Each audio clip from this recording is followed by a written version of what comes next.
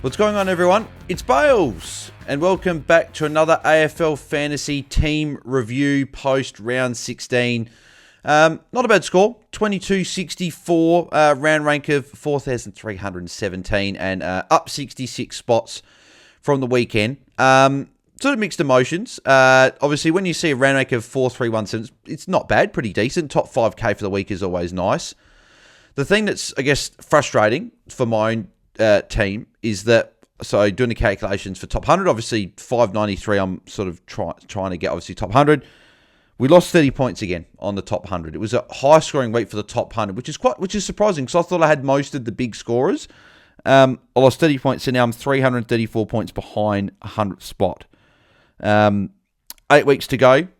There's still plenty of weeks, but I feel like a bit's got to go my way now. I've got to have some unique players that I've got in my team go well. I've got to pick some good captains for next few weeks. And I've also got to rely on probably other players that teams have got that I don't have going sort of poorly. Because 334 points, obviously that can be caught up in a couple of weeks, right? Like you could have 2 massive weeks and all of a sudden you're back in it. But it's sort of getting to that point where if I have another bad week or two and it slips to 400, 450, that's when it's going to become quite difficult to catch up. So I need to start making inroads now. I was hoping to start last week. But Sam Walsh and Nick Newman completely destroyed that because it was looking okay. But then once they got going, in that, especially that third quarter of that game, I think Walsh had 61 points and Newman went very, very well in that third quarter as well. He's already going well anyway, but he was on like 120 at three-quarter time. So, so that sort of killed my ranking a bit and meant that I lost 30 points. If you take away Walsh's sort of before that, I was probably on track to maybe catch up some points. But anyway, alas, we can't do anything about that, can we? So, but no, +3, -3 for the week. Lachie Whitfield gets my +3, 160 points. It's always a perfect fantasy night when you go to watch your team play live, your team gets a win, but then all your fantasy players, including your position fantasy players, all score well that you've got. So that was quite nice. Whitfield, obviously, up against the Crows, 160 points. He's been amazing the last month. He's gone 3 scores over 120, 400s in a row. And since that back-to-back poor weeks of the 48 and the 77 when he got tagged, he's been really good. Like, he's 1 score below 100, and yeah, he's got those ceiling games at the moment.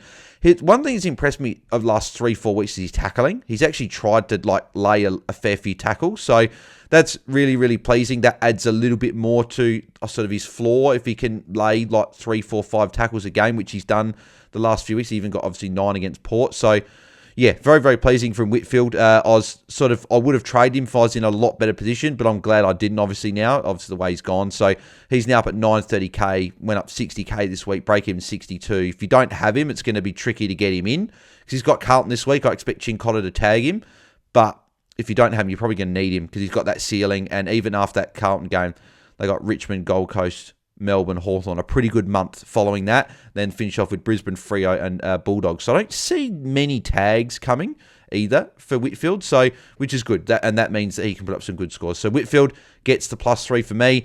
And the -3 is going to be the guy sitting next to him, Hayden Young. 37, they won by a point. Low-scoring fantasy game, I know. Only 1 ton there, which was Nick Blakey. But 37, come on. I know that his game time's never really been high for most of the year, but 17 touches, 1 mark, no tackles, 0 tackles for Hayden Young. He's been a guy that's been really good with his tackling. Last couple of weeks has fallen off a bit, only 3 tackles the week before as well, but he was 8, 7, 6, and 6. He's had games where he's laid heaps of tackles. He normally gets a fair few marks, but only 1. So, yeah, not a great score. Saving grace for him is he's got Richmond, Hawthorn and Melbourne in his next 3. Then he's even got West Coast, Essendon and Geelong after that. So good 6 weeks, especially next 3. If he can't put up a good score against Richmond, that could be trouble because he's going to drop a fair bit if he puts up another bad score. I'm still holding the faith with Hayden Young. That's clearly his worst score for the year. I think that's his first score under 80 since round 2. And he's only had the 2 scores below 80. So he's been good. That was his 1 poor score. Most players are putting up at least 1 bad score for the season. So for me, I'm still fine with him. But just saying to note that he hasn't... Well, I just clicked off. I should have left it back on. He hasn't had a good score for a while. He's been consistent, a little bit like a Max Holmes type, just consistent sort of hundreds there. 108, 94, 108, 98, 104. Okay, that was... Didn't even realise that. That's quite interesting. He's sort of either ending with an 8 or 4. And then like 81, 125, 100. So he's been consistent, but no... Round 8 was the last time he got a 120, and he hasn't really been a ceiling player this year. So could be a guy you look to jump off without the ceiling, maybe jump on a ceiling player, but I'm still holding the face with the easy run. So that's what I'll be doing there. But let's go through all the players and sort of run through them. So, but as always, before we do, if you are enjoying the content, smash a big thumbs up on the video. It'd be very much appreciated. 100 likes is the goal that we normally do for the review video. So if you can smash the like button, that'd be fantastic. And also make sure you do subscribe to the channel. Content is uploaded daily. So, yeah, make sure you get amongst it and so you don't miss out. And turn notifications on as well so you don't miss out when we upload videos or go live. So, but yeah, let's get through the players. So, Luke Ryan, 97. Good response. One of the top scorers in this game. Obviously, Blakey was the only one that went over 100 and then Ryan was just under. Took a fair few kick-ins, got some more marks. So... with this easy run, like look what Nick Newman did to Richmond yesterday, 143 or whatever he got. Luke Ryan, he went ham against Richmond early. I think didn't he get it? Was that where he got the 160 against Richmond? If we go, here that was at the MCG. 161 against Richmond, 15 marks, 39 touches. He's got the ceiling, and then he's also got Hawthorn and Melbourne after that. So he's got a really nice 3 weeks. I feel like hopefully he's still going to break in 154, but he can hit that. He's shown that, and I still feel like he can go well. So Luke Ryan, not sort of the stress is alleviated a little bit. If he dropped a sub 70, that would have been where we're stressing. But 97, we'll take it. Nick Dacos, 115, just an absolute marvel. He's so good. That goal that he kicked, I think, was his second goal. One where he did a little chip, got it back, did a chip again, then just grabbed the ball, faked a few and ran and kicked the goal. He's just so good. So 115, he's going to be number 1 defender for the rest of the season, I reckon. Nick Martin, 79. Conditions didn't suit. It was quite wet, apparently, from that game, looking at sort of the pictures and highlights and stuff. So 79, first, I believe that's his first score below 80 for the season, if I'm not mistaken. Unless he had another one. No, he had a couple. He's had 93, 97, 95, 85. Yeah, so he had that 85 against the Dogs, but he's either gone 9. He hasn't gone below 90 bar that other game. So interesting that it was not as good. But then again, he still had 27 disposals. It was again the marks were down for 2 and then only 1 tackle. He's not obviously a huge tackler, but only having the 2 marks. So it says the conditions that they were a bit wet. So. Nick Martin, I'm not too stressed about. I think he'll be fine. Just a low score from him. Hayden Young, we obviously spoke about before. Whitfield, we spoke about before as well. Obviously, very happy with him. Obviously, Reed didn't play, but used that to loop willpower. 83, I'll take it. I said 80 plus, and I'll be pretty happy with that pick. He only had a 4-point opening quarter, and I was sort of sitting there thinking, oh, what have I done? I've made probably a mistake getting him in. But then he got going after quarter time and sort of did quite well. So 83, pretty happy with that. Made a little bit of cash. North this week, I'll probably hold him 1 more week and then look to move him on the following week and then hopefully be about 700k and I can bring in a defender, Holmes, Newman, Sheasel, someone like that. Bring one of those defenders in. So that's what we're looking at. Shellmaker 52. I did loot because in case he dropped the sub 50, I would have played Shellmaker, but thankfully willpower came through for me. Errol Gould at 82. First disappointing score in a while. Obviously round 3 was the last, I think round 3 or round 4 was the last time he went sub 90. Sub 95. He's just been really consistent. That 95 was against Freo when he gave away 6 free kicks, as I've mentioned before. So 98 is his lowest score since then.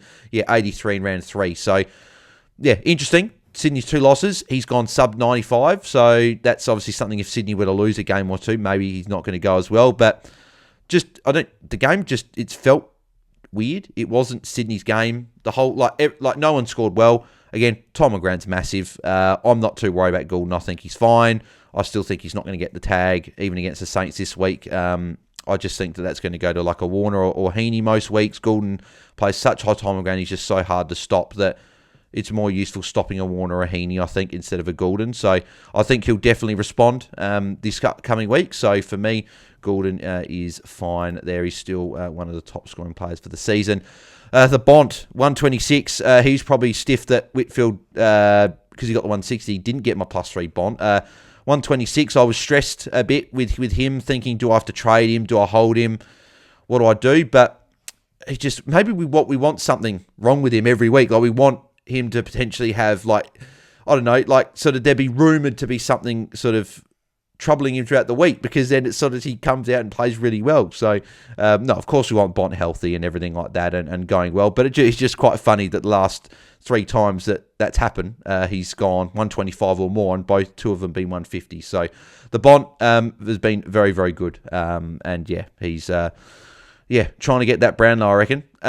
Jordan Dawson, 106, pretty impressed with that as well. Cop the Bedford tag, just again, one of those players that just, it's hard to shut him down. He's had those 2 scores of 60 this year, which has been a bit strange, but besides that, been really good. 31 at halftime, I was a bit nervous, but moved a bit behind the ball, got some +6s, 75 point second half, you're definitely taking that. Bit of a flag just with him though, he had calf strapping in the second half, and there was a noticeable little sort of like limp around the ground, so something to note. I think he'll be fine. He played out the game and he looked fine for most of it, but just every now and again he looked like he might have copped a knock there at some point. So just something to watch. If there's anything serious, they would have subbed him out. So he's fine, but yeah, just something to note moving forward. Zach Merritt, 89, probably disappointing for the most part. He was on 69 points at half time.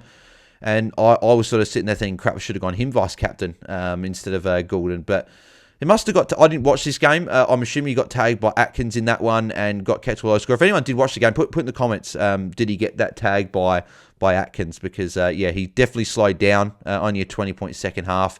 I expect him to respond. He's got Collingwood on Friday night. It's got a 123 against Man of the Year. I'm sure he'll feature high in captains this week and be a very popular VC, because Collingwood, no tags, good matchup. I think Merritt could go quite well.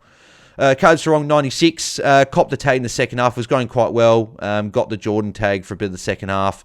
96 is fine. Obviously, the frustrating thing with Sarong is he hasn't gone over 107 since he played, funny enough, this week's opponent, Richmond. In what round was that he got that big score, the 141? Yeah, round 8. So, he's been consistent, but last 3 weeks, all under 100. I think he'll be fine. It's just, we just haven't seen as much of those games as would have wanted. His marks have generally been down for most of the year. He hasn't been a huge marker. But hopefully can do what he's similar to what he did against Richmond in this game here. Got a good run coming up. I'm not stressed about Sarong. He just doesn't have that ceiling that sort of some of those other mids have got at the moment. Moving to the next player when this goes on screen. Jai Caldwell, put him in the midfield for the week. 144. He's been a fantastic pick. I got on him last week. 126 and 144 in 2 weeks. I'm very, very happy with that. Averaging 100. What's that? Averaging 130 over 2 weeks since I've had him. I'm ecstatic with what he's been able to do. So hang on. 130, isn't it? Isn't it? No, 135. Sorry, my bad. Averaging 135. So very happy. Again, he's got some good matchups come Collingwood this week. I expect him to go to Dacos as well and do a bit of a tagging job there. He did it to Yo last week, and I expect him to do it to Dacos on Friday night. So Caldwell, his time on ground again was 87%. That's a season high. Last week was 86%. So he's going really well. High time on ground now, which is good. So hopefully that continues, and he is a guy you're going to want to jump on. 851. He's got a fairly low break-in of 52. If he puts up another big score, he's going to be near 900, and you're sort of struggling to get to him. So if you don't have him, you need to jump on this week. I'd be making that a priority. Tom Green, 106, 38 touches. You normally want more from him if you get 38 touches, but had a lot of handballs. No marks as well. So just, disappointing in terms of that aspect. But the 100 you'll still take. Made a bit of cash as well, heading in the right direction. So, 106. I'll take it, another ton there, and hopefully he's got a good run coming up after this week. He's got Carlton this week. Should still go okay, but after that he's got a decent run. So, Connor Rosey, 95. Pretty good. He was on 68 at three-quarter time, so at least he got to near the ton. Again, he was good value, priced at 82, and he's still 714K. His break-even, I believe, is under 70 now as well. 69. So, he's going to make a bit of cash now. So, he's fully bottomed out now. If you didn't jump on him last week, I think you'd want to jump on him because he's a good price. Then we had the 2 guys on the bench. 31 from Jai Clark, 26 from McAuliffe. Both weren't subs. Jai Clark was on 30 at half time and only got the 1 point in the second half. And then Kane McAuliffe, he scores better as a sub, funny enough. So, But yeah, Jaikai might go for me this week. I might cash him in finally because his break-even is crept up to 45 now, and he's not going that much more above it. He's averaging 43.6 for the year, so he might be the guy cash in this week. Max Gawn, 77. First score below, is it below 80 for the, or actually below 85 maybe for the year, is it? 86 against West Coast. Yeah, no, 87. So yeah, first poor score for the, really poor score for the year. Only 9 disposals, which was interesting. 2 marks. Still had plenty of hit-outs. I'm not too concerned. McInerney's a tough ruck. He doesn't have a good history at the Gabba. Back at the MCG this week against West Coast. I would anticipate a bounce back from Big Gorney. So, yeah, I'm no worries at all. He's still #1 averaging player for the season. Massive break-even, though, so non-owners will be quite interested now in a few weeks' time. If he drops a bit of price, they might finally be able to jump on him. But, yeah, I'm not too worried about Gorn. Ryan Marshall, I'm probably one of the guys I'm most happy with his score this week. I went to the UFC on the Sunday to watch that, and on the way there, I looked at the final teams, and I saw that Campbell was late in, and I thought, here we go. I had Marshall captain as well. I could only pivot to Rosie. I was like, well, he could get the tag, so I'll just keep it on Marshall. Hopefully, he'll just get me a ton. He got a 119, so even if I wouldn't have gone Marshall captain, I would have gone Zorko VC into Goulden, so I gained an extra point. So I'm pretty happy with Marshall there with a 119 pulling through for me for a good score. Tough matchup against Grundy this week, but I still think he's a top 2 ruck. Hopefully Campbell gets dropped and we don't need to see Campbell in the team. I think Marshall just offers more as just a solo ruck, personally. But I guess we'll see what happens. Hopefully he's not there this week. Flanders, 104, moved into the midfield, but again, still got the score there. Yeah, he's still going to be a top 6-4. He's still going to be top probably 2 or 3 for, or probably top couple of forward. I just think probably helps with a Sexton and a Powell for the time being, well as 3 weeks away. So that'll be interesting to see. He'll probably play a couple of games in the VFL because they got potential finals on the horizon. So they don't want to rush him back. They probably want him there for the pointy end. So I would anticipate Flanders just stays in this midfield role regardless. So he played quite well on the weekend. Had a quite second half, but his first half he was everywhere. Dane Zorko, 118. Yep, he just got a good record at the Gabba. Melbourne are a good matchup. He cashed in. So, yeah, Dane Zorko, very happy with his score. Heaney, 79. Another sort of, that's back-to-back poor scores now. His first 2, is that his first 2 scores below 90 in back-to-back weeks? I don't think he went below 90 before these 2. Yeah, no, he didn't. Fair enough, though. His only other 2 scores came back under 100 came back-to-back weeks. So, you'd think with St Kilda and North coming up, if Warner gets a tag from Windhager, I'd probably think it would go that way. Then I expect Heaney to respond with a good score. So, yeah, Heaney is still fine. No stresses with him. Zach Fisher, 67, disappointing. He was on 61 at half time and was on 67 very, very early in that third quarter. And apparently he copped a knock to the calf or leg at some point, and he was limping, and they subbed him as a precaution. I assume he'll still play this week, but it was frustrating because he was on track for a big score, but unfortunately not the case. I still think he's fine. I think even with McKercher back, we'll still want him in our side. I still think he's a top 5 forward, but I guess he's probably on the radar for a few coaches. Maybe they look to move him on potentially, so that's just one thing to note.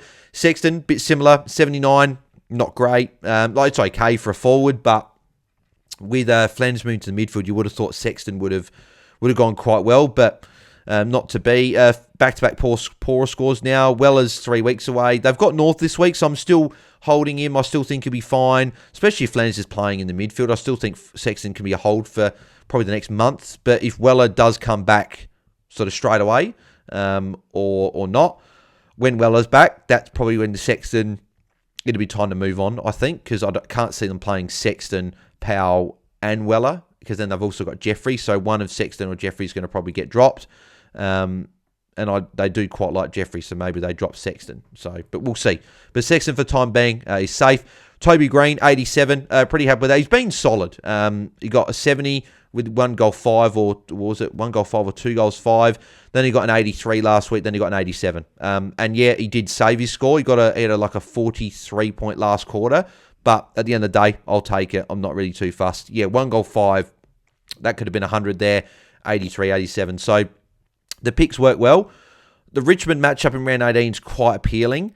And then he's got Gold Coast, Melbourne, and Hawthorn after that. That's a good month. But it's just this Carlton matchup this week that scares me a little bit. Carlton have done quite well against him in the last few games. Only 54 in the game earlier of the year, and I don't want to get caught with a 54 on field. So he's a guy that potentially could just be upgraded just because sort of nearing getting all these sort of mid-prices or guys that are just below this premium level ups. But Toby Green is probably a top 10 to 12 forward in terms of what I think he can do for the back part of the year. He's playing high up the ground as well. Looks to be getting in a bit of form. But yeah, so Joe Richards, 27, came on for just over a quarter and did quite well, made a bit of money. He could go for me, not this week, probably the following week to cash in him. Billy Dowling, 64, made a bit of cash as well and looks solid again. He'll be near 400k potentially. He potentially could be over 400k next week. And then obviously Hutchinson didn't play. A few injuries at West Coast, so there's every chance he could potentially come back in. But even if he did, it's not like he's going to score a huge amount anyway. So he will just be a red dot, I believe, for the rest of the year. But yeah, so there we go. That's the team from round 16. As I said, like most players did well, right? Like Young was poor. And then obviously a few of the forwards went like Sexton, Fisher, Heaney all went under 80, and then a Nick Martin. But everyone else went well. Had some good scores. Whitfield. I was trying to hold him, but I couldn't. But yeah, like Bont went well, Caldwell, Marshall, Zorko, Dacos, like Bont, they all went well. So yeah, I think missing Walsh was the big one this week. If it wasn't for Oliver's poor score, my actual original plan, I planned out my trades during the buys, and I thought, okay, round 16, I'm going to go rookie down and go Powell up to Nick Newman and swap Fisher back into the forward line. But with Oliver's bad game, I had to get rid of him and Powell, which obviously meant I got Will Powell, and Connor Rosie, which still both went solid, but I could have had a 74 from Tom Powell, which was only 9 points less than Will Powell, and then I would have gained an extra, what's that? 38 no, 38 points, sorry. 38 points, is it? No, 48 points. No, I was right. 48 points from Rosie. Bloody hell, too late recording this video. My maths is absolutely cooked. But yeah, I would have gained 48 points there, which would have been nice. That would have obviously, I would have gained ground on the top 100, which is typical. A few weeks like that have been, if I did one thing, I would have gained ground, but lost ground. So, but yeah, hopefully we can gain ground this week. In terms of planned trades, I'm pretty set on what I'm going to do this week. It'll be, barring obviously any forced trades or anything like that. Fisher's the only one that could be a flag, but I think he'll be fine anyway. But I guess it's at a stage where all the people on field don't have to go. All of them can put up solid scores. But at the moment, it's Jai Clark down to a 200k rookie, cashing in, and then I'm going to go Toby Green, put Caldwell into my forward line, and go Toby Green up to, I'm looking at Andrew Brayshaw as a sort of a month play. He's the best guy I can get to, but I like the fact that he's got Richmond, Hawthorn, Melbourne, and even West Coast, Essendon, Geelong after that. That Richmond matchup, Brayshaw went 125 against them early in the year, so I might go for him.